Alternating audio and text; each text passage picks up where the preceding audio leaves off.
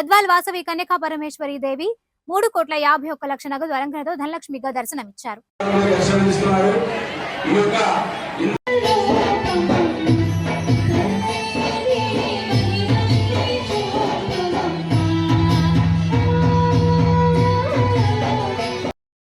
జై వాసవి.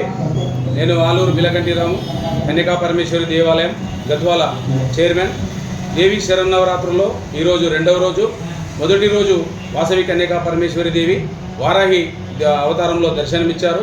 ఈరోజు ప్రత్యేకంగా శుక్రవారం సందర్భంగా 3,51,00,000 రూపాయలతో వాసవి మాత ధనలక్ష్మీదేవి అలంకారంలో భక్తులందరికీ దర్శనమిస్తున్నారు.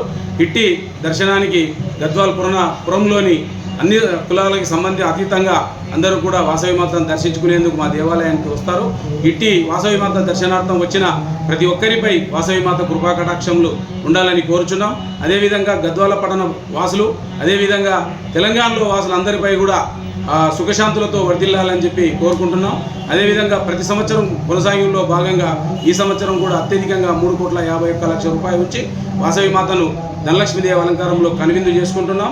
మిగిలిన 8 రోజులు కూడా వాసవి మాత వివిధ రకాలైన అవతార మూర్తుల్లో దర్శనమిస్తూ అందరికీ కూడా కనువిందు చేస్తూ ఈ దేవి శరన్నవరాత్రులు ముగింపు రోజు నిజరూప దర్శనంలో విజయదశమి సందర్భంగా వాసవి మాత దర్శనమిస్తారు.